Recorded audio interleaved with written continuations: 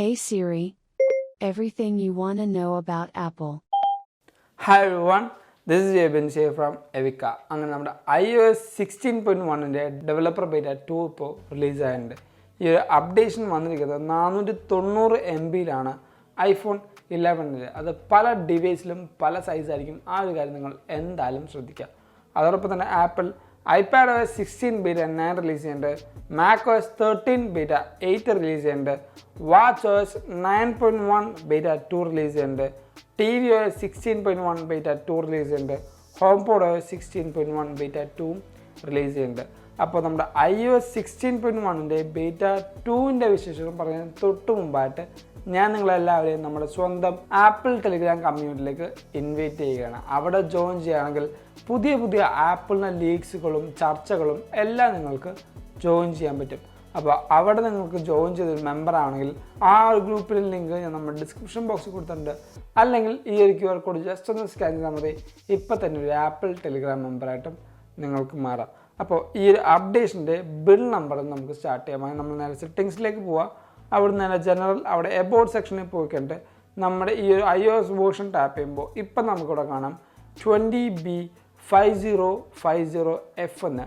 അതായത് നമ്മുടെ ബീറ്റ 1-ൽ നമുക്ക് D ആയിരുന്നു, ഈ ഒരു ബീറ്റയിൽ നമുക്ക് F എന്നുകൊണ്ടാണ് കാണിച്ചിരിക്കുന്നത്. അതുകൊണ്ട് തന്നെ നമ്മൾ ഒരു ബീറ്റ മുമ്പോട്ടല്ല, ഒരു ബീറ്റ പുറകോട്ടാണ് നമ്മളിപ്പോൾ ആക്ച്വലി പോയിട്ടിരിക്കുന്നത്. പിന്നെ ഈ ഒരു പെർട്ടിക്കുലർ അപ്ഡേഷനിൽ നമുക്ക് പുതിയൊരു മോഡേൺ ഫേർമറിൻ്റെ അപ്ഡേഷൻ വന്നിട്ടുണ്ട്. അതുകൊണ്ട് തന്നെ ബീറ്റ 1 നിന്ന് ബീറ്റ 2-ലേക്ക് പോകുന്ന എല്ലാ ബീറ്റ ടെസ്റ്റ് റണ്ണേഴ്സിനും കുറച്ചുകൂടെ ബെറ്റർ ആയിട്ടുള്ള കണക്ടിവിറ്റി കിട്ടാൻ ചാൻസ് ഉണ്ട്. പിന്നീട് ഈ ഒരു ബീറ്റയിൽ നമുക്ക് കുറേ അധികം മാറ്റങ്ങൾ വന്നിട്ടുണ്ട്. ആദ്യം നമുക്ക് പറയേണ്ടതാണ് നമ്മുടെ ഐഫോൺ 14 Pro സീരീസിൻ്റെയൊക്കെ ക്യാമറ ഷേക്ക് ചെയ്യുന്ന ഒരു പ്രശ്നം ഉണ്ടായിരുന്നു.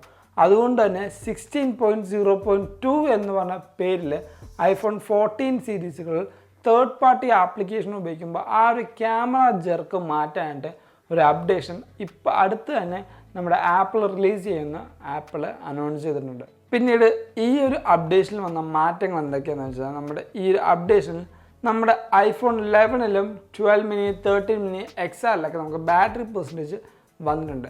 അതോടൊപ്പം ഈ ഒരു ബാറ്ററി പെർസെൻറ്റേജ് നിങ്ങൾ ശ്രദ്ധിച്ച് നോക്കിയാൽ മനസ്സിലാവും ഈ ഒരു ബാറ്ററി പെർസെൻറ്റേജ് ഡിപ്ലീറ്റ് ചെയ്യുന്നത്.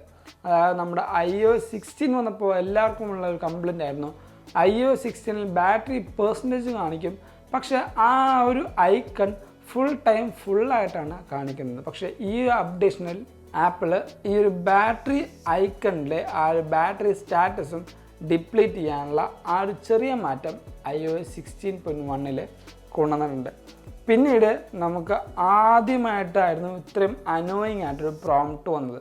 കാരണം ഇപ്പോൾ നമ്മൾ എന്തെങ്കിലും ഒരു ഒബ്ജക്റ്റ് നമ്മളിപ്പോൾ നമ്മുടെ ഈ പറയുന്ന നോട്ട്സിൽ നിന്നോ അല്ലെങ്കിൽ ഏതെങ്കിലും ഒരു സാധനം നമ്മൾ കോപ്പി ചെയ്യാമെന്ന് കരുതുക. ഇപ്പോൾ ഞാനിപ്പോൾ ഈ ഒരു കാര്യം ഞാനിപ്പോൾ കോപ്പി ചെയ്യുകയാണെങ്കിൽ നമ്മുടെ ഇവിടെ കോപ്പി ചെയ്തു, പിന്നെ ഞാനിവിടെ പേസ്റ്റ് ചെയ്യാൻ നേരം നമുക്ക് ഇപ്പോൾ ഒരു പ്രോംപ്റ്റ് കാണിക്കുന്നു. അതായത് പേസ്റ്റ് ചെയ്യണോ അല്ലെങ്കിൽ അലോ പേസ്റ്റ് അല്ലെങ്കിൽ ഡോൺ പേസ്റ്റ് എന്ന് പറഞ്ഞൊരു പ്രോംപ്റ്റ് നമുക്കിങ്ങനെ ഒന്ന് കാണിക്കുന്നു. അത് ഭയങ്കര അനോയിങ് ആയിരുന്നു. ആ ഒരു കാര്യം iOS 16.1 ബീറ്റ 2-ൽ മാറ്റിയിട്ടുണ്ട്. അതുകൊണ്ട് തന്നെ നമുക്കിനി ആ ഒരു പ്രോംപ്റ്റ് ചോദിക്കാതെ ഡയറക്റ്റായിട്ട് നമുക്ക് ആ ഒരു കോണ്ടൻറ്റ് നമുക്ക് കോപ്പി പേസ്റ്റ് ചെയ്യാനും പറ്റുന്നതാണ്. പിന്നീട് വന്ന മാറ്റം എന്താണെന്ന് വെച്ചാൽ നമ്മുടെ ഡിവൈസ് ചാർജ് കുത്തിയിടുമ്പോൾ നമ്മുടെ ഡിവൈസ് ലോക്ക് സ്ക്രീനിലാണെങ്കിൽ നമുക്ക് ഇത്രയും നാൾ ഇവിടെ ഒരു ബാറ്ററി പെർസെൻറ്റേജ് എത്രയാണെന്ന് കാണിക്കില്ലായിരുന്നു. അതുകൊണ്ട് തന്നെ നമ്മുടെ ഈ ഒരു OS-ൽ നമ്മൾ ബാറ്ററി പെർസെൻറ്റേജ് നമ്മളിപ്പോൾ പ്ലഗ് ഇൻ ചെയ്തിട്ടാണെങ്കിൽ നിൽക്കുന്നെങ്കിൽ നമുക്ക് ഇവിടെ എത്ര പെർസെൻറ്റേജ് ആണ് എന്ന് നമ്മുടെ പഴയ iOS 15-ലൊക്കെ കാണിക്കുന്ന പോലെ കാണിക്കുന്ന ആ ഒരു ഫീച്ചർ നമ്മുടെ ഈ iOS 16.1-ൽ തിരിച്ചു വന്നിട്ടുണ്ട്. പിന്നീട് നമുക്ക് വന്ന മാറ്റം നമ്മുടെ വെതർ ആപ്പിലാണ്. വെതർ ആപ്പിൽ നമ്മൾ നേരെ താഴത്തേക്ക് പോകുമ്പോൾ ഈ പറയുന്ന മാപ്പിൻ്റെ ഐക്കൺ കുറച്ചും കൂടെ ബിഗ്ഗർ ആയിട്ടുള്ള പോലെയാണ് നമുക്ക് ഈ ഒരു iOS 16.1-ന്റെ ഈ ഒരു ബീറ്റിൽ വന്നിരിക്കുന്നത്.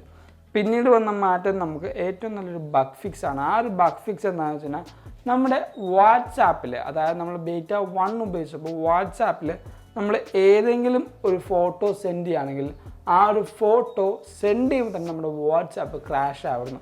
ആ ഒരു ബഗ് നമ്മുടെ ആപ്പിൾ ഈ ഒരു OS-ൽ അപ്ഡേറ്റ് ചെയ്തിട്ടുണ്ട്. അതുകൊണ്ട് തന്നെ എല്ലാ ബീറ്റ ടെസ്റ്റ് റണ്ണേഴ്സും നിർബന്ധമായും ഈ ഒരു ബീറ്റ എന്തായാലും അവർ അപ്ഡേറ്റ് ചെയ്യണം. കാരണം ആ ഒരു ബഗ് ഈ ഒരു iOS 16.1 ബീറ്റ 2-ൽ അവർ റിസോൾവ് ചെയ്തിട്ടുണ്ട്. പിന്നീട് വന്ന മാറ്റം നമ്മുടെ iPhone 14 Pro സീരീസിലൊക്കെയാണ്.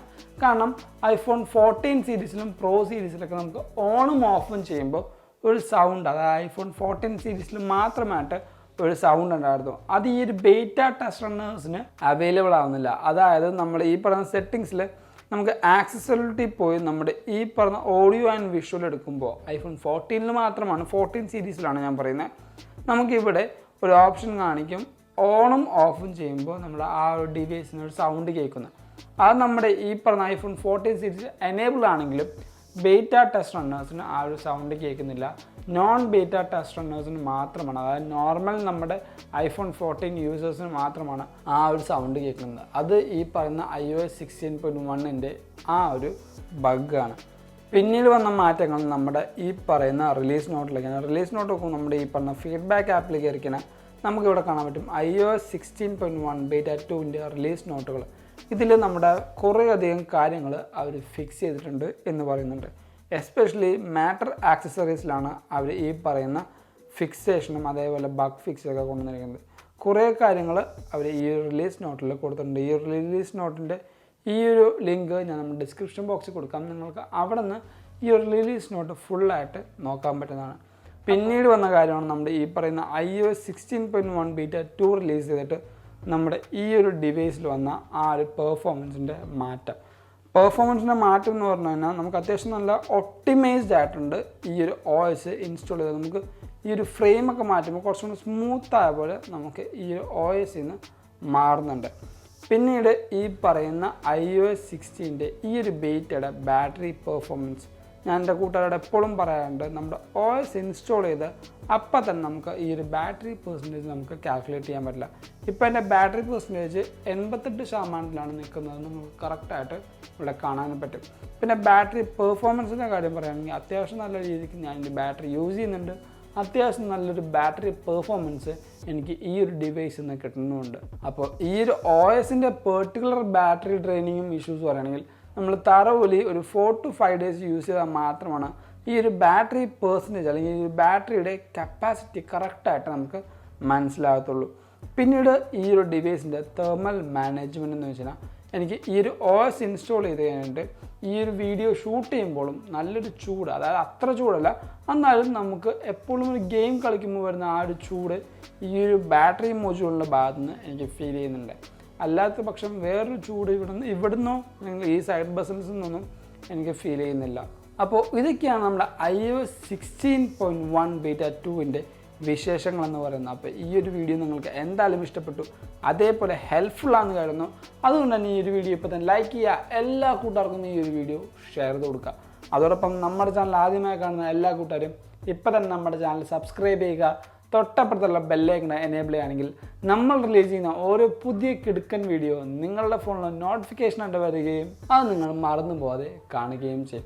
അതോടൊപ്പം ഞാൻ നിങ്ങളെ ഒന്നുകൂടി നമ്മുടെ ആപ്പിൾ ടെലിഗ്രാം കമ്മ്യൂണിറ്റിയിലേക്ക് ഇൻവൈറ്റ് ചെയ്യുകയാണ്. അവിടെ ജോയിൻ ചെയ്യുകയാണെങ്കിൽ ആപ്പിൾ റിലേറ്റഡ് വരുന്ന ഓരോ പുതിയ ലീക്സും റൂമേഴ്സും അപ്ഡേറ്റ്സും ന്യൂസും വാൾപേപ്പേഴ്സും നിങ്ങൾക്ക് ലഭിക്കുന്നതാണ്. അപ്പോൾ അവിടെ ജോയിൻ ചെയ്യാൻ ലിങ്ക് ഞാൻ നമ്മുടെ ഡിസ്ക്രിപ്ഷൻ ബോക്സിൽ കൊടുത്തേക്കാം. അല്ലെങ്കിൽ ഈ കാണുന്ന QR കോഡ് ജസ്റ്റ് സ്കാൻ ചെയ്താൽ മതി. ഇപ്പം തന്നെ ഒരു ആപ്പിൾ ടെലിഗ്രാം മെമ്പറായിട്ടും നിങ്ങൾക്ക് മാറാം. അതല്ല നിങ്ങൾക്കിപ്പോൾ ഇൻസ്റ്റാഗ്രാം വഴി അപ്ഡേഷൻസ് കിട്ടണമെങ്കിൽ നിങ്ങളുടെ ഇൻസ്റ്റാഗ്രാമിൻ്റെ ലിങ്കും ഞാൻ തൊട്ട് താഴെ കൊടുക്കുന്നുണ്ട്. Go follow me in Instagram too. And thank you so much for watching this whole video. This is Abin Xavier signing from Evika.